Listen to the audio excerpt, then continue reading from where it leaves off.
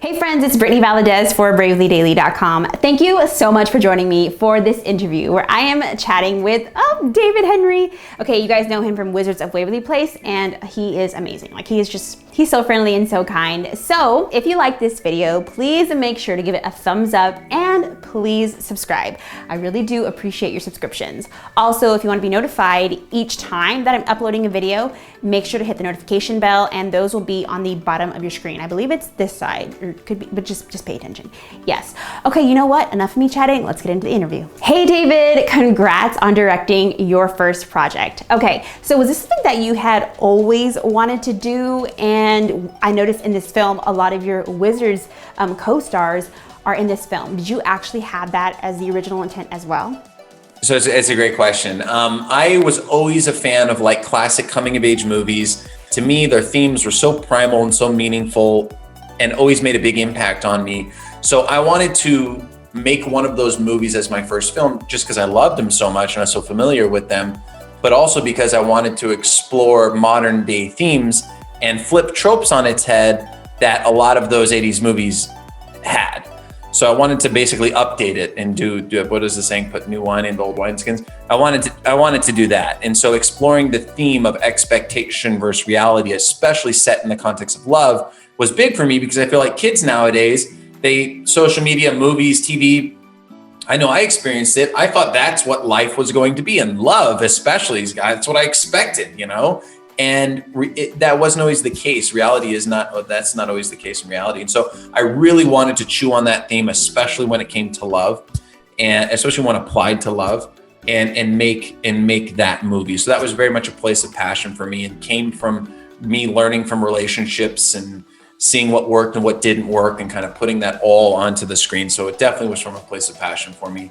And in terms of the cast, that wasn't really planned. It just came to be as we were casting. I was seeing people, and we casted lots of people that didn't come from any of my relationships. But when it came down to certain roles like Jeff Garlin and Greg Sulkin, who plays Kale, and Jeff Garlin, who plays Mr. Elmer, the teacher, I just thought there's no better than these guys. And I trust them and I love them. And I know they can pull off the performance. Most importantly, the enemy of all independent filmmaking is time.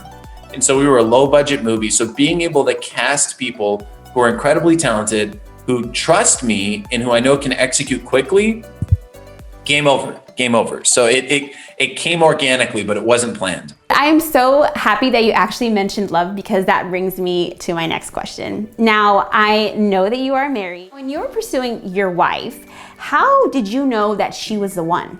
Now, also, during your pursuit, was there something specific that you were looking for? That's a great question. And after I answer this, you'll probably see how it played out in the film. But I approached my wife differently than any other relationship that I've ever had. I pretty much only had one other relationship and learned a lot from that. And to me, the learning lesson was to try to ground a relationship in authentic friendship first. And that's a detached friendship at first. Like just trying to really get to know the person first. This is like a very odd thing because it sounds so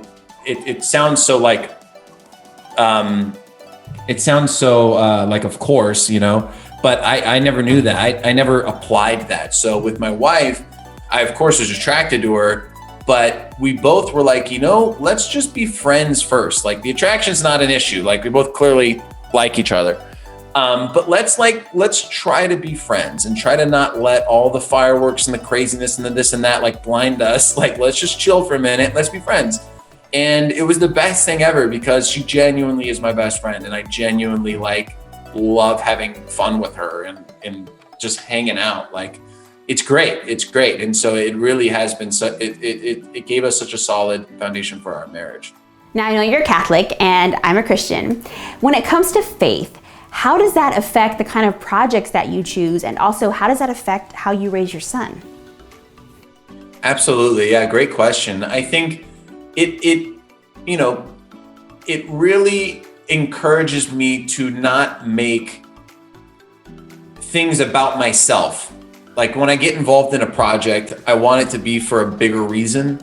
You know, like this movie, feel good, make people smile, I'm not trying to win an Oscar with this movie. I'm trying to win smiles, you know? So that's bigger than me and makes me feel good. So my faith definitely encourages me to make my talents, if you will, or the content I make, not about myself, but about others and about something bigger than me. So that's something that is a constant compelling force in my life that I'm very grateful for. And with my family, it does the same thing. It instantly goes, it's not about you. You've been put in this position for a reason, and you need to do good with this, what you've been given. And you've been given something beautiful, life, you know, children, beautiful wife. So it encourages me to make them better and work on our, you know, happiness, everything. It just really constantly encourages me to sacrifice for them.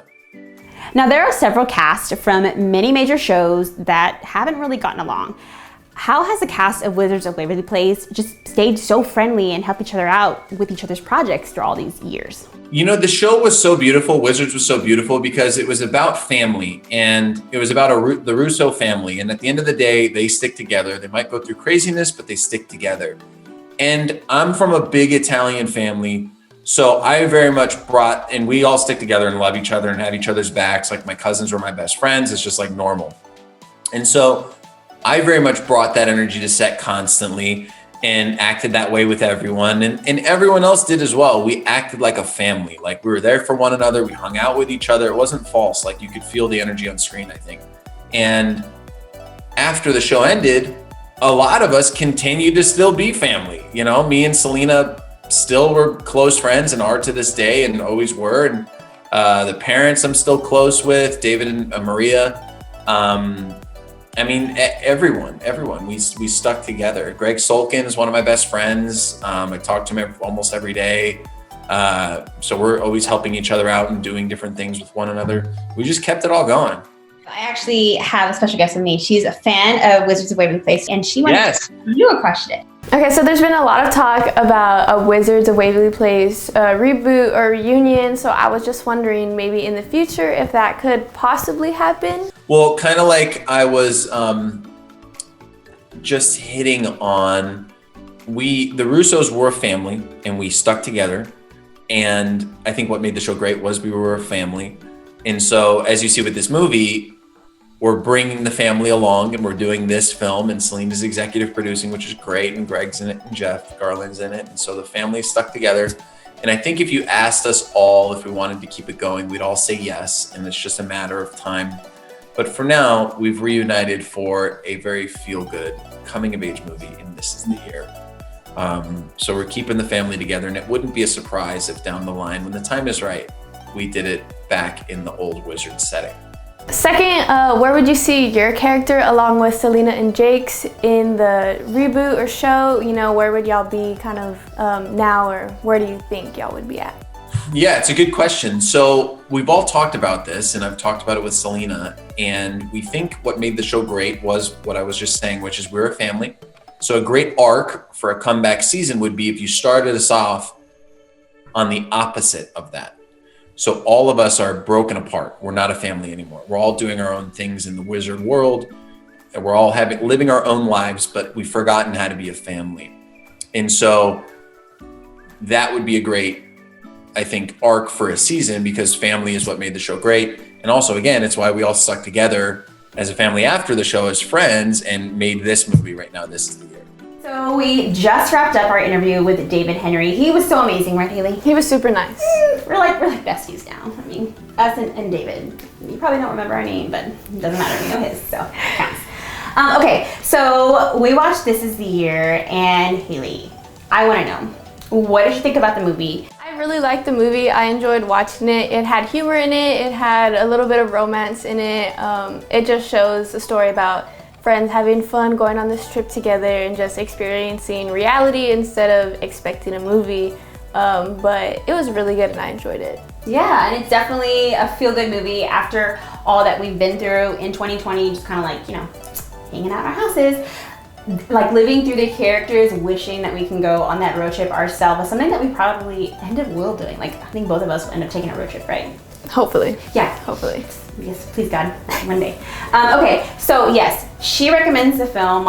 I recommend the film. It was great. You guys will enjoy it. It's just so cute to watch with your friends or to watch by yourself. Thank you guys so much for checking out this interview. If you like this video, if you made it this far, then you obviously do. Please like this video and give it a thumbs up. Don't forget to subscribe. We really appreciate your subscriptions because it's free and it helps us, so great. My name is Brittany Valadez for BravelyDaily.com and I'm here with my friend Haley. God bless and we'll see you later.